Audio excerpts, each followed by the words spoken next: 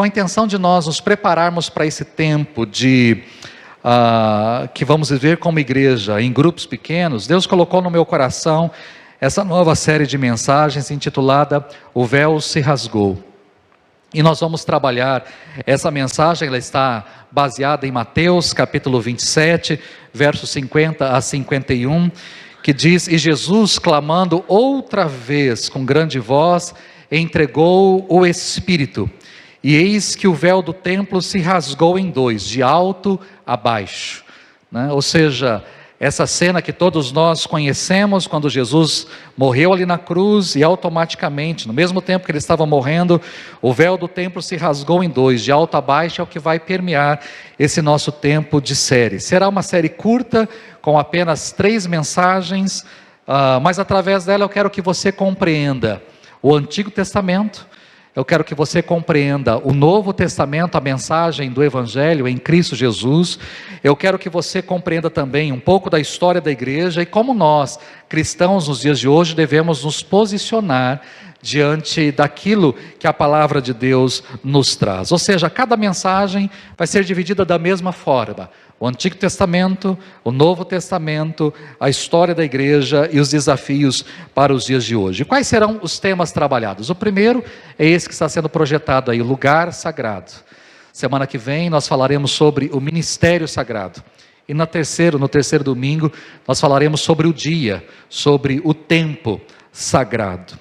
Então fica aí o meu convite para que você que aqui está participe, e aqueles que estão nos assistindo possam também nos acompanhar essa série.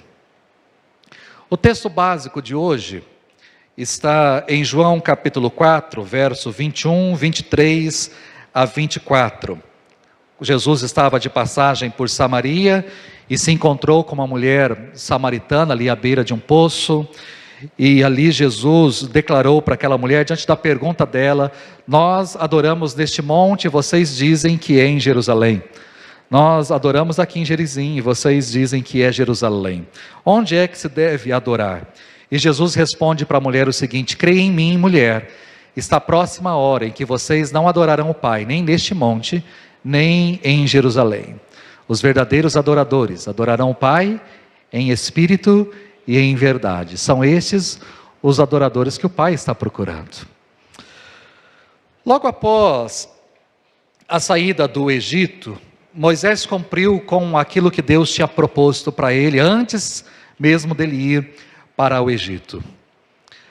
Ele queria que Moisés fosse ao Egito, libertasse o seu povo e trouxesse para o Monte Sinai, e naquele lugar eles poderiam adorar ao Senhor. Quando chegaram ao Sinai, depois que saíram do Egito, o povo se acampou à sua base, enquanto Moisés subiu para receber leis e instruções da parte do Senhor. Todos nós, quando olhamos para o capítulo 20 do Êxodo, nós temos Deus entregando primeiramente aquilo que nós conhecemos como os 10 mandamentos. Mas logo depois que Deus entrega os 10 mandamentos, capítulo 20, 21, 22, 23 e 24, Deus traz algumas leis, algumas instruções para Moisés. Leis com relação à violência, leis com relação à responsabilidade social, leis com relação a crimes, leis sobre justiça, proteção de propriedade, sobre sábados, sobre festas. Deus traz várias leis para Moisés ali nesses primeiros capítulos. Mas logo em seguida, Deus pede para Moisés levantar uma oferta entre os israelitas a fim de construir um tabernáculo. Ele queria que Moisés descesse, recolhesse uma oferta, para que essa oferta fosse utilizada para construir um tabernáculo. E aí no capítulo 25 do Êxodo, no verso 8, Deus diz: e farão um santuário para mim, e eu habitarei no meio deles. Façam tudo como eu lhe mostrar, conforme o modelo do tabernáculo e de cada utensílio. Tabernáculo, ou santuário, ou tenda da congregação. Esse foi o lugar escolhido por Deus para manifestar a sua presença no meio do povo. O tabernáculo foi construído de acordo com especificações que Moisés recebeu diretamente de Deus, especificações que foram dadas e que estão em 7 capítulos, 25, 26, 27, 28, 29, 30, 31, 7 capítulos. Deus traz instruções para Moisés de como deveria ser este tabernáculo, o que deveria conter este tabernáculo, quais os elementos utilizados para a confecção deste tabernáculo. O tabernáculo em si era uma estrutura muito simples, está aí na tela ou aí na sua tela para você que está em casa. Uma estrutura muito simples, feito com vigas de madeira. Nós temos ali dentro vigas de madeira de 13,5 metros de comprimento, 4,5 metros de largura e 4,5 metros de altura. Este é o tabernáculo, aquela parte lá dentro, aquela tenda lá dentro. Algo simples, né? É interessante que o tabernáculo, ele tinha esses 13,5 metros, ou seja, aqui dentro dessa igreja caberia provavelmente uns 3 tabernáculos. Provavelmente. 13,5 metros, 4,5 metros de largura e 4,5 metros de altura. Para você ter uma ideia da altura daquela tenda, mais ou menos é a altura deste prédio aqui. Aqui tem provavelmente 4 metros, 4,5 metros. Então é uma estrutura pequena. O tabernáculo era algo pequeno. Mas é interessante, daquela tenda, dentro daquela tenda havia uma divisão, que era um véu, uma cortina que separava 2 ambientes, o santo lugar do santo dos santos. O santo lugar, eu até comentei ontem com a minha esposa, era um cubo perfeito. Ele tinha 4,5 metros de comprimento, 4,5 metros de largura e 4,5 metros de altura. Ele era um cubo perfeito.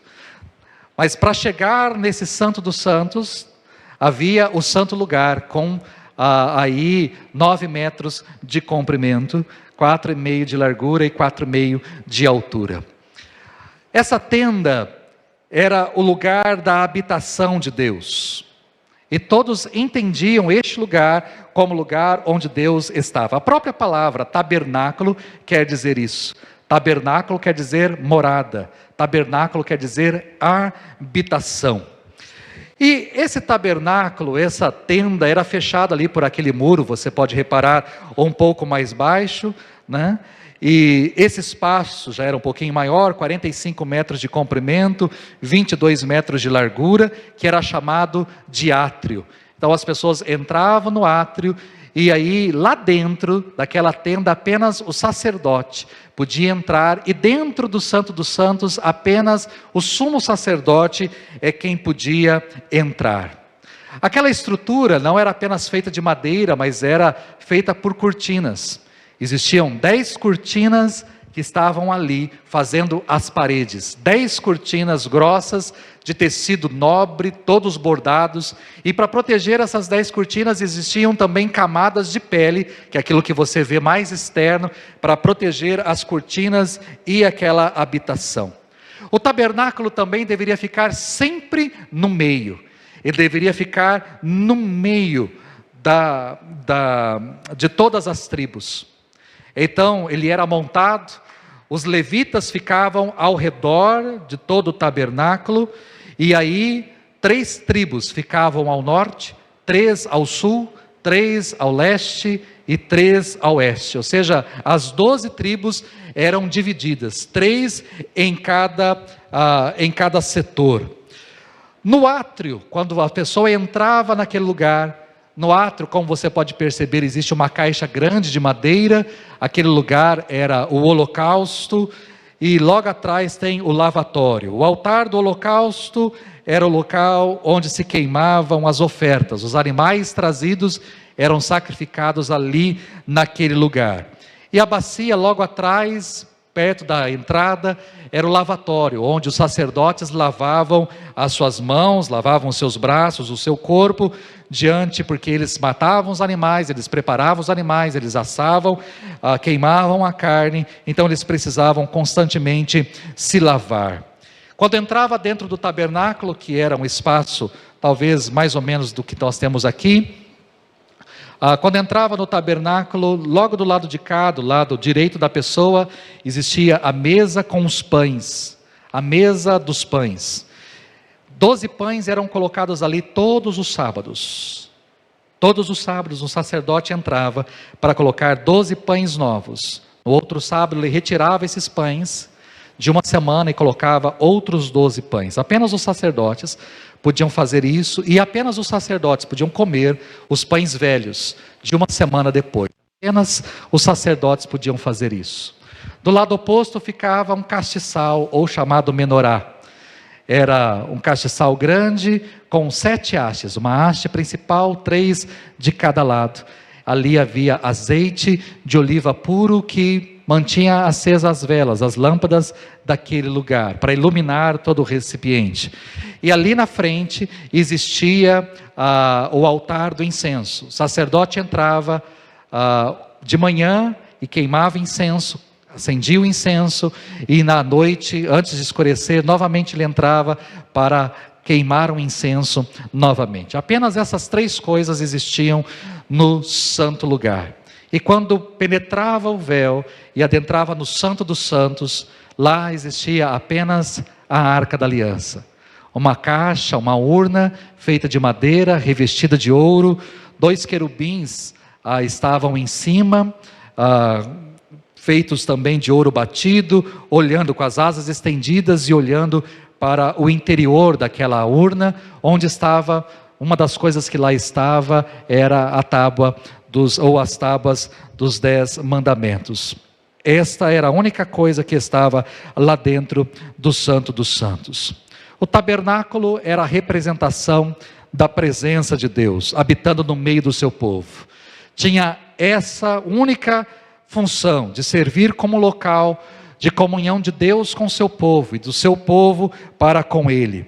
Era um meio de se aproximar do Senhor, de se relacionar com o Senhor. O povo podia entrar naquele átrio, o povo podia ali confessar os seus pecados, orar a Deus e ali oferecer os seus sacrifícios. Os sacerdotes, como nós veremos na próxima semana, eram responsáveis por adentrar a tenda e ali oferecer ao Senhor as petições dos adoradores. E apenas uma vez ao ano, o sumo sacerdote podia adentrar o Santo dos Santos, estar diante da Arca da Aliança, levando uma oferta de sangue. E ali ele aspergia o sangue sobre a arca, chamado de propiciatório. Ali ele aspergia o sangue para que o pecado do povo, de todo o povo, fosse perdoado. Ou seja, era um lugar que uma única pessoa, uma única vez ao ano, podia entrar. E o lugar era tão cheio da glória e da presença de Deus, que o sumo sacerdote precisava ter, por exemplo, na orla das suas vestes, sinetes, para que as pessoas pudessem ouvir do lado de fora, os outros sacerdotes pudessem ouvir do lado de fora, que o sumo sacerdote estava vivo e ele estava andando do lado de dentro. Caso os sinos parassem de tocar, havia uma corda amarrada na perna do sumo sacerdote. Significava que diante da glória de Deus ele poderia ter morrido. Então, através da corda, o seu corpo era puxado, porque mais ninguém poderia entrar naquele lugar. Então, este era o tabernáculo, usado durante muito tempo, durante toda a peregrinação pelo deserto, e depois, mesmo quando os israelitas entraram em Canaã, esse tabernáculo continuou sendo usado durante muitos e muitos anos, em várias cidades, em vários locais diferentes na Terra Prometida, até finalmente chegar em Jerusalém. Em Jerusalém, o segundo rei de Israel, Davi, ficou indignado com o fato dele morar num palácio e Deus morar numa tenda. E certa vez então, diante de uma conversa dele com o profeta Natã, Davi disse para Natã: aqui estou eu, morando num palácio de cedro, enquanto a arca de Deus permanece numa simples tenda. Eu estou morando num lugar luxuoso, eu estou morando numa casa luxuosa, num palácio feito de cedro, mas Deus continua morando numa simples tenda. Por mais que a intenção de Davi era construir um palácio para Deus, uma casa onde Deus pudesse habitar, Deus não permitiu que Davi construísse o templo. Davi apenas levantou os recursos para a construção do templo, mas foi o seu filho Salomão quem ficou responsável por construir. Salomão começou a construir o templo no 4º ano do seu reinado, e duraram aí 7 anos e meio, né? O tempo foi de 7 anos e meio, para que todo o templo fosse construído, de acordo com aquilo que Deus tinha dado a Davi, a visão ou a direção que Deus tinha dado a Davi. O templo seguiu basicamente a mesma disposição do tabernáculo, só que com uma estrutura muito maior. Quando eu falo em templo, quando você olhar aí para a imagem, o templo é aquela estrutura maior lá no meio. Aquele é o templo. O que está ao redor, tá certo? Não é o templo. Compõe o templo. É o átrio ou o pátio das mulheres. A primeira coisa aí quando você vê é o pátio das mulheres, ou o lugar até mesmo onde alguns estrangeiros podiam entrar. Mas daquela porta do meio ali para frente, onde entrava no átrio, apenas os sacerdotes e homens que fossem oferecer sacrifícios podiam entrar naquele lugar. E aquela estrutura maior, grande, alta, é o que nós chamamos de templo. O templo era maior, lógico, que o tabernáculo. Ele tinha o dobro de tamanho. 27 metros de comprimento, ao invés de 13,5. Ao invés de 4,5 metros de largura, ele tinha 9 metros de largura. E a altura, ele possuía mais que o dobro. Ao invés de 9 metros de altura, ele possuía 13,5 metros de altura. Com exceção do Santo dos Santos. O Santo dos Santos possuía 9 metros de largura, 9 metros de comprimento, 9 metros de altura. Continuou sendo um cubo perfeito. Ali não houve alteração. Tudo que foi empregado aí foi de primeira qualidade. Tudo era primoroso, tudo era luxuoso. Só para você ter uma ideia, para construir tudo isso daí, não foi utilizado na obra nenhum martelo. Não se ouvia barulho de martelo. Tudo que foi lapidado, tudo que foi feito e colocado neste lugar, foi feito fora, transportado e colocado ali. Mas não houve barulho de um martelo. Tudo era com encaixe, perfeitamente encaixado. Não havia barulho de obra neste lugar. Todo o material utilizado era de primeira qualidade, tudo do bom e do melhor. Apesar da dimensão, apesar aí do luxo, o objetivo do templo era a mesma coisa. Era a presença de Deus no meio do seu povo. A presença de Deus. Tudo que estava inclusive dentro do templo era muito parecido com aquilo que estava no tabernáculo. Não era a mesma coisa. Não eram os mesmos móveis, mas eram similares. As mesmas coisas no sentido de que havia a mesa dos pães, havia o altar do incenso, havia também a menorá, tudo em proporção maior e luxuosamente também, mais requintado. Adentrava o Santo dos Santos, aí sim, lá dentro do Santo dos Santos, a mesma arca. A mesma arca feita lá no Monte Sinai. Foi a mesma arca que passou durante toda a peregrinação no deserto e toda a entrada, o período da entrada do povo, até chegar em Salomão e adentrar aquele lugar. Mas o objetivo era a mesma, a presença de Deus. Quando Salomão estava construindo este lugar, a palavra do Senhor veio a Salomão dizendo: quanto a este templo que você está construindo, viverei no meio dos israelitas e não abandonarei Israel, o meu povo. Ou seja, você está construindo o templo, o propósito do templo é este: eu habitar no meio do meu povo, e eu vou habitar no meio do meu povo através deste lugar. Este templo permaneceu em pé até a invasão do Império Babilônico. Ele já tinha sido saqueado algumas vezes antes de Nabucodonosor pelo Egito, pelo Império Egípcio, mas Nabucodonosor foi o responsável, 6 séculos antes de Cristo, de entrar, 7 séculos, melhor dizendo, de entrar neste lugar e de saquear este lugar e de destruir finalmente o templo que tinha sido construído por Salomão. Os judeus ficaram 70 anos na Babilônia sem o seu templo, e este lugar era tão importante que quando você lê o Salmo 137, você tem essa noção, né? Eles dizem que estão às margens dos rios da Babilônia, e ali eles penduraram os seus saltérios, porque eles não podiam cantar.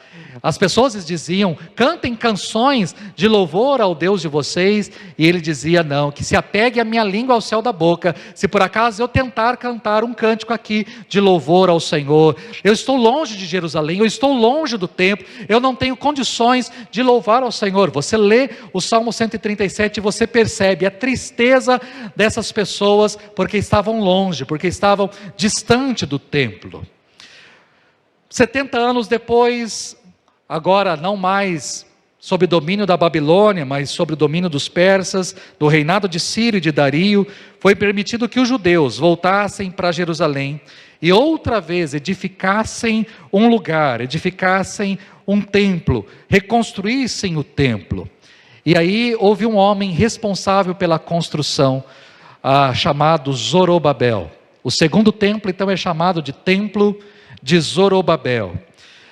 Era um templo imensamente inferior em riqueza, em acabamento, em mobília, com relação ao templo de Salomão e todo o seu esplendor.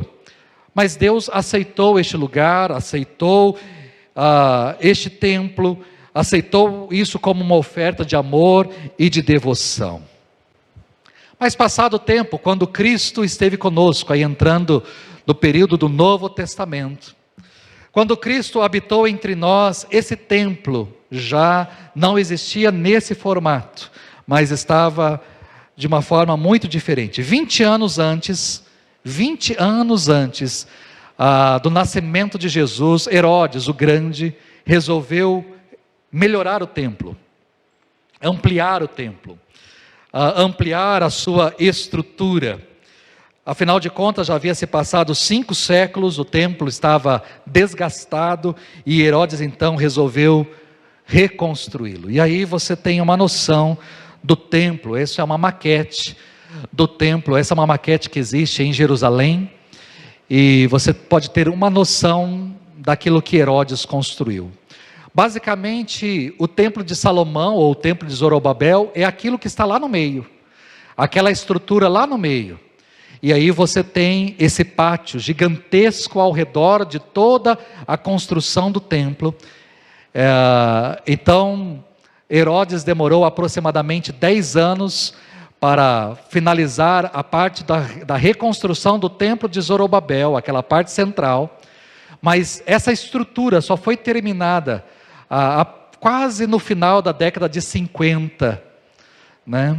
Muito tempo depois, demorou aproximadamente para ter esse espaço, como nós estamos vendo nessa maquete, aproximadamente quase 70 anos para construir isso daí. Herodes queria mostrar o seu poder, a sua influência, mas ao mesmo tempo agradar os judeus, porque este era o lugar principal para os judeus. O templo reconstruído por Herodes, de fato, era magnífico, era espantoso.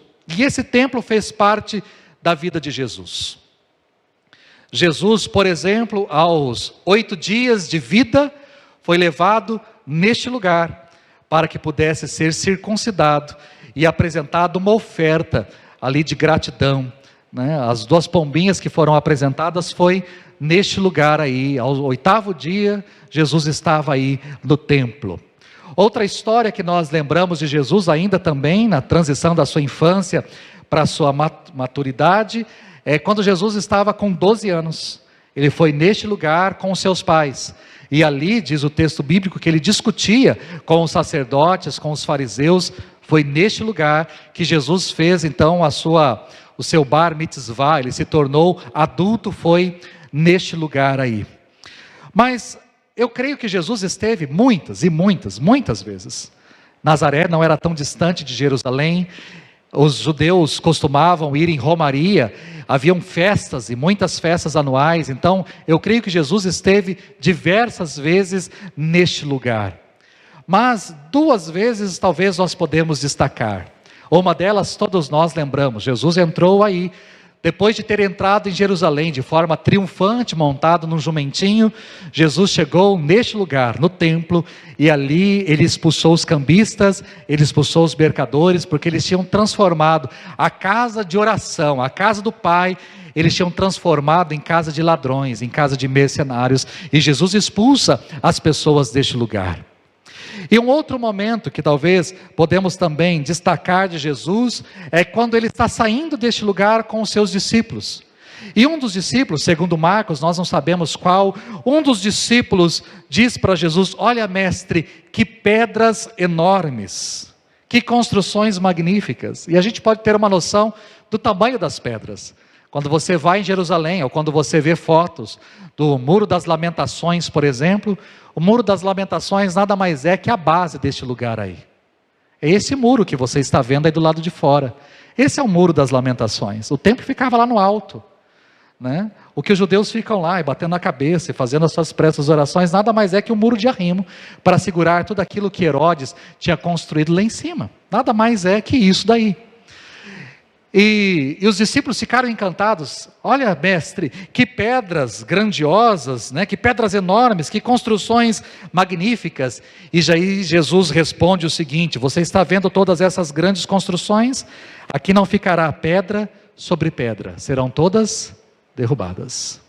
Não vai ficar aqui pedra sobre pedra. Por mais que Jesus entendia a importância do templo, entendia a santidade do templo, entendia qual era o objetivo principal do templo, Jesus sabia que o templo não seria mais necessário, ou que o templo não teria mais a mesma importância, principalmente após a sua morte, não teria mais o mesmo valor. E esta é a mensagem do Evangelho. O templo não seria mais necessário porque Jesus é o próprio templo. Jesus é o tabernáculo de Deus entre nós. João capítulo 1, verso de número 14, diz que o verbo se fez carne e habitou, tabernaculou entre nós. Ou seja, Jesus veio morar entre nós, Deus veio morar entre nós, Deus se encarnou e veio habitar entre nós.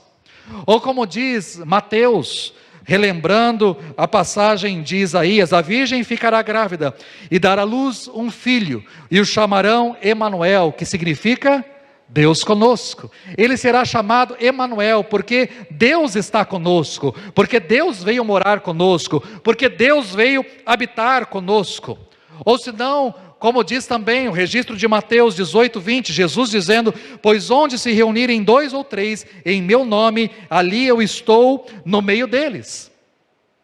Onde estiverem 2 ou 3 reunidos em meu nome, eu estou no meio deles, eu habito no meio deles, eu faço a minha presença, eu estou ali juntamente com eles. Ou como Jesus disse para os seus discípulos antes de ser assunto aos céus, em Mateus 28, 20, e eu estarei sempre com vocês até o fim dos tempos. Repare, eu não preciso ir a um lugar onde supostamente Deus está, porque Deus não habita um lugar específico.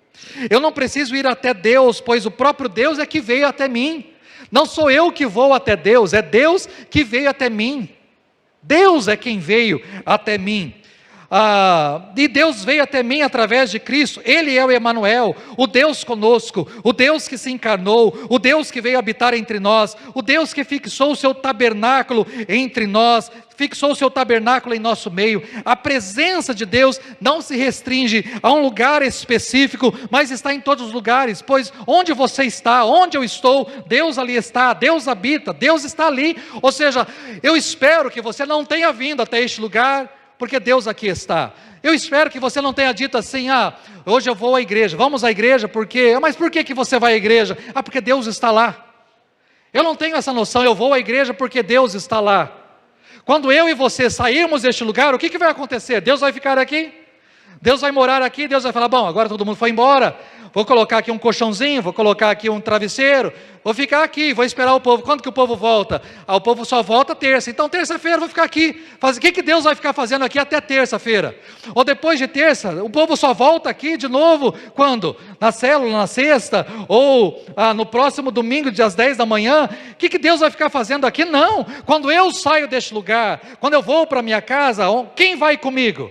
Deus vai comigo, Ele caminha comigo, Ele caminha com você, Ele está com o seu povo, Ele vai com a gente, Ele não fica neste lugar. Foi isso que Jesus deixou claro para a mulher samaritana: está próxima a hora, mulher, em que não é neste monte, e nem lá em Jerusalém, não é em Gerizim, não é em Jerusalém, não existe um lugar, não é onde, mas é como. Não é onde eu devo adorar o Senhor, mas como eu devo adorar o Senhor. não existe um lugar específico. Eu posso adorá-lo aqui, você pode adorá-lo aqui, você pode adorá-lo lá no seu carro, você pode adorar a Deus lá no seu trabalho, você pode adorar a Deus em qualquer lugar, pegar um avião e adorar a Deus no avião. Por quê? Onde você está, Deus está com você, junto de você. Foi isso que Estevão, por exemplo, diácono da igreja primitiva, gritou no sinédrio diante dos acusadores: o Altíssimo não habita em casas feitas por homens. Deus não habita em casas feitas por mãos humanas. Como diz o profeta, o céu é o meu trono e a terra o estrado dos meus pés. Que espécie de casa vocês me edificarão? Não foram as minhas mãos que fizeram todas essas coisas? O Deus que criou tudo, o Deus que criou o universo, não cabe neste lugar. O Deus que criou o universo não cabe aqui e em nenhum templo, por maior que ele seja. Apesar disso ter sido dito através do profeta Isaías, e ter sido dito também para Davi e para Salomão, as pessoas não acreditavam nisso. Os judeus, por exemplo, tinham uma ideia clara de que Deus habitava apenas Jerusalém, e de forma mais específica o templo. Para um judeu, Deus estava no templo, Deus morava no templo, ele ia ao templo porque Deus estava ali. E isso que Estevão falou, poucos minutos antes de morrer, foi considerado uma blasfêmia, foi considerado uma coisa ofensiva. Eles tornaram isso ofensivo, apesar de ter sido dito também pelo profeta Isaías. Mas não é blasfêmia, não é ofensivo, é verdade. A vinda de Cristo a este mundo, a sua morte nos proporcionou isso. Aquele que veio habitar entre nós, morreu numa cruz, porque a sua carne foi rasgada, o véu se rasgou. E eu agora posso estar na presença de Deus, habitar a presença de Deus em todo tempo, em todo lugar. Esta é a mensagem do Novo Testamento. Por isso o escritor de Hebreus diz: portanto, irmãos, temos plena confiança para entrar no Santo dos Santos pelo sangue de Jesus, por um novo e vivo caminho que Ele nos abriu por meio do véu, isto é, do seu corpo. A sua carne foi rasgada, um novo e vivo caminho foi aberto, e eu posso chegar até a presença de Deus. Esta é a mensagem do Novo Testamento. É por isso que a igreja, no seu início, não precisava de templo. A igreja não tinha templo, não só porque existia perseguição por parte dos judeus e depois por parte do império, mas porque não havia necessidade de construir um lugar para Deus. Porque Deus não habita lugares, Deus habita pessoas. Deus não habita lugares, Deus habita pessoas. Ele escolheu não habitar templo, Ele escolheu habitar a mim e a você. É por isso que o apóstolo Paulo, lá em 1 Coríntios capítulo 6, ele diz: acaso vocês não sabem que vocês são o santuário do Espírito Santo de Deus? Eu me tornei templo, você se tornou templo, morada de Deus. No início da igreja, os cristãos se reuniam no pátio do templo como um local de encontro, mas a vida da igreja não dependia do templo. Tanto é que quando o templo foi destruído, no ano 70, nada aconteceu, a igreja não sucumbiu, a igreja não parou, porque ela não dependia do templo. As reuniões eram feitas nas casas, tanto em Jerusalém como em todos os lugares por onde a fé se espalhou. Os cristãos geralmente ofereciam um aposento da casa, ou toda a estrutura da casa, para que os cristãos pudessem se reunir. Mas aí você me pergunta: pastor, se a igreja não dependia do templo, porque se reunia nas casas, o que aconteceu para que nós tivéssemos ou tenhamos templos hoje? Houve um revés na história. O cristianismo se tornou a religião oficial do Império Romano no ano 380, diante do imperador Teodósio I, que tomou a medida numa lei conhecida como Édito de Tessalônica. Antes disso, os cristãos foram durante muito tempo impopulares por Roma, porque todos adoravam o imperador, mas os cristãos não adoravam o imperador. Os cristãos adoravam outro rei, o Rei dos Reis, o Senhor dos Senhores, o Senhor Jesus. Por isso, os cristãos eram impopulares, e isso era encarado inclusive como um ato subversivo. Mesmo gerando antipatias e até perseguições, como por exemplo no reinado de Nero, entre 54 e 68, os cristãos foram tolerados os primeiros séculos. Com a decadência do império no final do século II, a ameaça de invasões bárbaras Iniciou-se outro período de dura perseguição aos cristãos que se recusavam a servir no exército romano. Mas isso não impedia o cristianismo de crescer, de ampliar o número de seus seguidores e de se tornar a crença mais popular no império. Percebendo a força crescente aí dessa religião, o imperador Constantino resolveu usá-la politicamente para fortalecer o seu próprio poder e enfrentar a decadência do Império Romano. E sob a inspiração de um lema, Deus no céu e o imperador na terra, Constantino proclamou em 313 o Edito de Milão, lei que garantia liberdade de cultuar qualquer Deus, o que seria fundamental para a conversão aí do império à religião. Na prática, o Edito de Milão representou a verdadeira guinada. A partir de Constantino, então, já que era permitido cultuar a Deus, todas as pessoas então queriam cultuar este Deus, servir o Deus dos cristãos, inclusive o Deus que o imperador também passou a servir, e começaram a se multiplicar lugares de culto. As construções seguiam comumente o tipo de arquitetura de basílica. Só em Roma o número se elevou para mais de 40, só em Roma. O imperador foi generoso, com doações de terras e recursos, a sua família também, a sua mãe foi uma mulher que construiu diversos templos, permitiu a construção de templos magníficos em Roma, em Jerusalém, em Constantinopla, em vários lugares. Com as conversões em massa, porque agora não eram grupos pequenos, escondidos numa casa, mas todos eram cristãos, com conversões em massa, favorecidas por favor imperial, as reuniões que antes aconteciam em casas, agora precisavam se concentrar em templos gigantescos, em lugares, em catedrais, em basílicas, em lugares gigantes. E isso acabou consolidando a mentalidade de um lugar santo, um lugar sagrado, morada de Deus, como acontecia no Antigo Testamento. Muitas coisas, inclusive, continuam até hoje, principalmente na Igreja Católica, continuam até hoje. Algumas coisas, por exemplo, a igreja passou a ter, na sua construção, altar. Eu tenho, às vezes, mudado a nomenclatura aqui. Eu chamo de púlpito, eu chamo de plataforma, eu chamo de palco, porque altar é lugar de sacrifício. Altar é lugar de sacrifício. Alguém tem que morrer. E quem sobe lá em cima?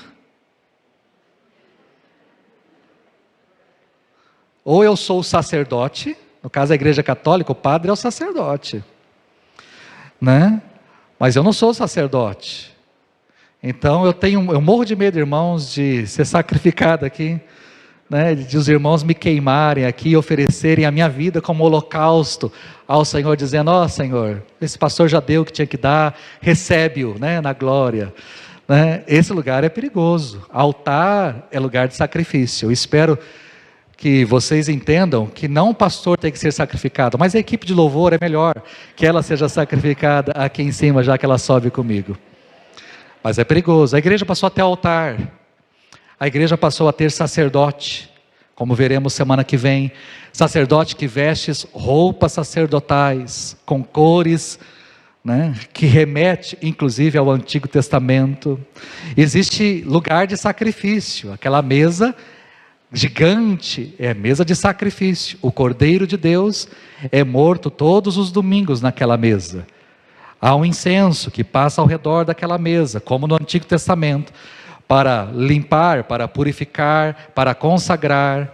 E aí o Cordeiro é sacrificado e as pessoas comem o corpo de Jesus. Esse é o significado da missa todos os domingos.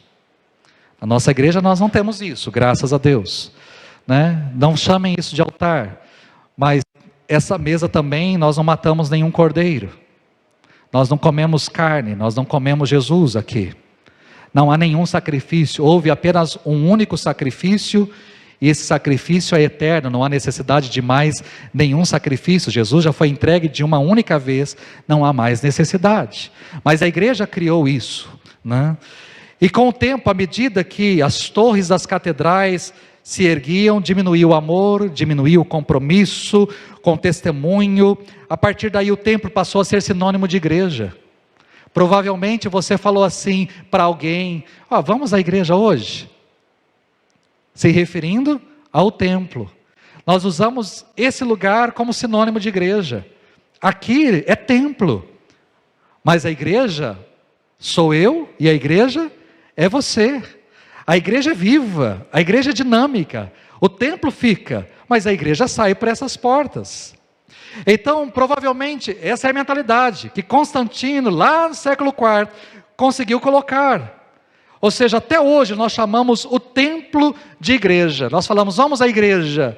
Eu fui na igreja. Errado, né? Eu fui na, ao invés de eu fui à. Eu fui na igreja, eu fui à igreja domingo. Eu não te vi lá na igreja domingo. Mas a igreja sou eu, a igreja é você. Você não viu a pessoa no templo.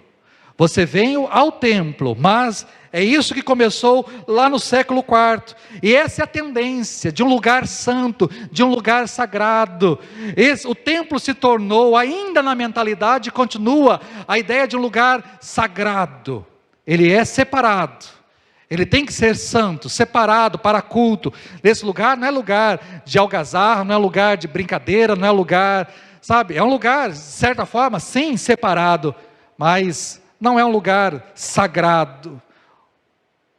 Mas nós criamos a mentalidade de um lugar sagrado, de um lugar onde Deus habita, de um lugar onde Deus está, um lugar onde Deus mora, e até mesmo a reforma protestante não conseguiu tirar essa mentalidade. Mas para a gente concluir aí, quais são os desafios? Diante de tudo aquilo que foi dito, diante do Antigo Testamento, tabernáculo e templo, Novo Testamento que Jesus nos trouxe, e a história, o que trouxe para nós, qual é o desafio para nós como igreja? Eu destaco aqui algumas coisas. Primeiro, nós somos desafiados a crer na presença de Deus neste lugar, mas Ele não está apenas aqui. Deus se faz presente neste lugar, porque nós, o seu povo, adentramos este lugar, nos encontramos neste lugar. Mas quando nós saímos daqui, Deus também sai conosco. Eu creio particularmente que Deus dá ordem aos seus anjos para permanecerem aqui, para guardar este lugar, para livrar este lugar. Mas Deus não fica aqui. Deus, Ele vai com a gente. Essa é a primeira mentalidade. Deus está aqui.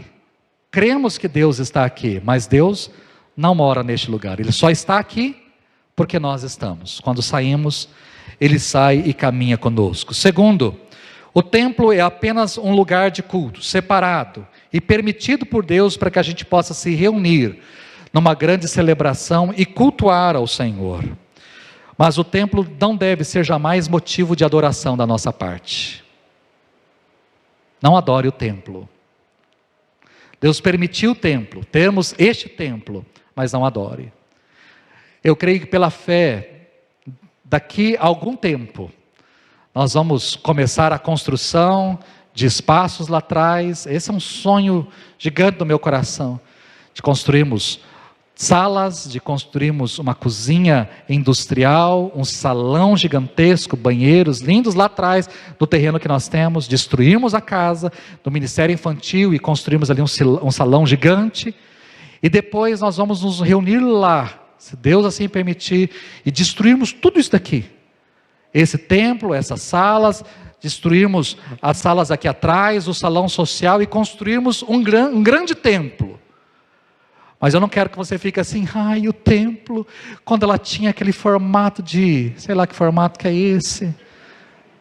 O templo, quando ele tinha aqueles vidros blindex. O templo, isso é adoração ao espaço.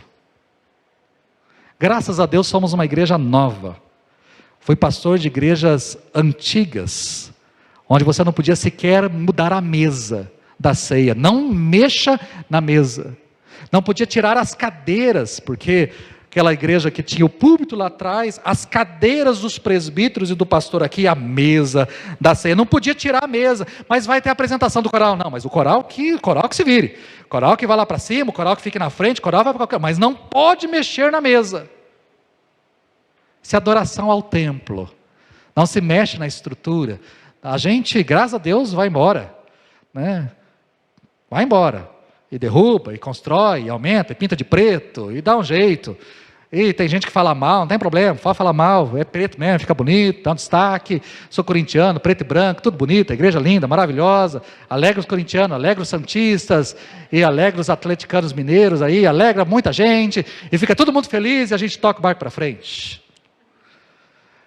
Não tem esse apego ao templo, essa adoração. Terceiro, o templo tem a sua importância, mas a igreja é livre para se reunir em qualquer lugar. O templo não é o centro, Jesus é o centro. Como igreja eu posso me reunir numa casa, eu posso me reunir no salão de festas, eu posso me reunir no buffet, numa chácara, num acampamento e assim por diante. Como igreja eu posso me reunir em tantos lugares. Não é a importância, a igreja é livre para se reunir em qualquer lugar. Quando nós estivermos reunidos em grupos pequenos, ali a igreja está reunida através da sua vida e da vida de tantos outros irmãos. Quarto, templo não é a mesma coisa que igreja. Templo é apenas um espaço físico, igreja somos nós. Enquanto estamos aqui, a igreja está neste lugar. Quando nós saímos daqui, a igreja sai por essas portas para cumprir o seu papel. Quinto e último, em Cristo não há mais um lugar sagrado, mas todos os lugares onde eu estou são sagrados, ou devem ser sagrados. Afinal, onde eu vou, o Senhor vai comigo. É por isso que onde eu estiver, ali também deve ser um lugar onde eu possa adorar o Senhor. Aí a gente amplia, né? Amplia a nossa visão. Você pode adorar o Senhor lá no seu trabalho? Você pode cantar louvores ali, nem que seja na sua mente, ou bem baixinho, colocar um fonezinho de ouvido e cantar. Ali no seu trabalho você pode orar? Você pode em algum momento fechar os seus olhos e falar, Senhor, obrigado por esse lugar. Você pode? Então é um lugar consagrado, ali se torna santo, separado, porque é um lugar onde você está. Você consegue ir num bar, tomando cachaça, caipirinha, cerveja, vodka, e aquele barulho, samba, e pagode, e todo mundo dançando aquilo lá, e você consegue ali, você consegue fechar os seus olhos, levantar a mão e adorar ao Senhor, ou abrir uma Bíblia e começar a ler ali algum texto, ou falar, não, agora eu vou orar ao Senhor, Senhor, obrigado por este pagode, obrigado por essa caipirinha aqui na mesa, obrigado Senhor, porque eu vou sair bem torto daqui, louvado seja o teu nome. Você consegue fazer isso? Então significa que é um lugar que você não deveria estar. Se você não consegue adorar a Deus naquele lugar, é um lugar que você não deveria estar. Ou se até mesmo você estiver na sua casa fazendo algo que você não consiga adorar a Deus, não é um lugar em que você deveria estar. A gente tem que sempre refletir isso. O Pai procura os verdadeiros adoradores aqui, enquanto nós estamos reunidos, mas Ele procura também os verdadeiros adoradores aonde você está. O culto público e comunitário termina aqui, com a bênção impetrada aí pelo pastor, pelos pastores, pelos presbíteros. Aqui termina o culto público, comunitário. Mas o culto individual continua no carro, continua no ônibus, continua no Uber, lá na minha casa, no meu trabalho, em todos os meus compromissos semanais, ali continua o culto ao Senhor. Aqui é um lugar. Eu não estou com essa palavra menosprezando este espaço. Esse espaço é especial, é importante. Um dia, talvez, chegar um irmão aqui e falar, olha pastor, gostei dessa igreja, vamos profetizar isso? Gostei muito dessa igreja, amei essa igreja, mas eu acho que a gente podia sair daqui. Eu tenho uma propriedade aqui, na João Arinos aqui, tem aqui um prédio gigante, eu quero doar esse prédio para a igreja, tem não sei quantos mil metros quadrados, nós queremos que vocês saiam daqui, que vocês topem de sair daqui, a gente ir para aquela estrutura ali na avenida, e ali ser a igreja. Eu vou falar na hora, né? Nem sei se eu consulto o conselho, mas por dentro eu vou falar, não, eu preciso consultar o conselho, por fora eu vou ter que falar, tem que consultar o conselho, mas eu já vou falar assim para ele, assim, mas depois a gente conversa, né? E o que vai acontecer com este lugar, pastor? Vai virar um mercado, vai virar uma drogaria, vai virar um sacolão, pode até virar um bar. Isso é só um lugar, nesse momento, separado para que a gente se reúna e cultue ao Senhor. Mas igreja não é aqui. A igreja está aqui, eu, você, estamos. Mas a igreja está aqui, a igreja pode estar ali numa outra avenida, num outro salão, a igreja está numa casa, a igreja está no hospital, a igreja está lá no presídio, a igreja está aonde eu e você formos, em nome do Senhor Jesus. Tenham essa mentalidade e cresçamos nessa direção, em nome de Jesus. Vamos ficar em pé e vamos orar. Esse é o desafio para nós. Não há um lugar sagrado. Todos os lugares o são. Todos os lugares onde eu e você estamos, torna-se um lugar sagrado, especial, importante, útil, na mão do Senhor, e Deus quer ali nos abençoar, como seu povo, como sua igreja. Vamos orar?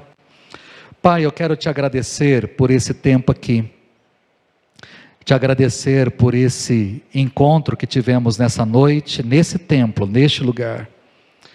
Obrigado porque a tua igreja veio para cá. Eu e os meus irmãos viemos para cá, para cultuar ao Senhor. Esse foi um espaço que o Senhor permitiu que irmãos lá atrás adquirissem, comprassem e construíssem. E aqui nós temos caminhado já há 10 anos neste lugar, habitando este lugar, louvando o Senhor neste lugar, e nós te agradecemos por isso. Mas que a gente sempre tenha consciência de que não é o lugar, mas é como nós devemos estar na tua presença. Não é o lugar. Que a gente possa agradecer ao Senhor por este templo, mas como igreja do Senhor, caminharmos por essa cidade, pelas comunidades onde caminhamos, pelos lugares e trabalhos onde estamos, para ali levarmos a tua palavra e a tua presença nos 4 cantos dessa cidade que o Senhor nos deu para morar e habitar. Que o Senhor seja com as nossas vidas e traga sempre isto na nossa consciência, que a gente possa se tornar sempre a tua igreja e vivenciar na prática esse ser a tua igreja e estarmos reunidos neste lugar, porque isso agrada o Senhor. É bom os irmãos estarem juntos em comunhão. Este lugar é um lugar onde podemos congregar, onde podemos nos encontrar, onde podemos nos reunir para louvar ao Senhor como comunidade, mas que esse não seja o foco, o centro, mas Jesus seja o centro de estarmos aqui e de louvarmos e adorarmos o Senhor. Então seja conosco nessa consciência, nessa mentalidade que precisamos ter diante do nosso tempo, que a gente não dê valor demais a coisas, mas que a gente dê valor àquilo que precisa ser dado, que é a presença do Senhor neste lugar, quando nós nos reunimos aqui. Seja conosco, leve-nos agora para as nossas casas em paz, em segurança. Dê-nos, Senhor, uma excelente noite e uma excelente e abençoada semana na tua presença. Que o Senhor caminhe, como ouvimos essa noite, constantemente conosco, e em tudo a gente sinta a tua presença e a tua direção, em nome de Jesus, amém.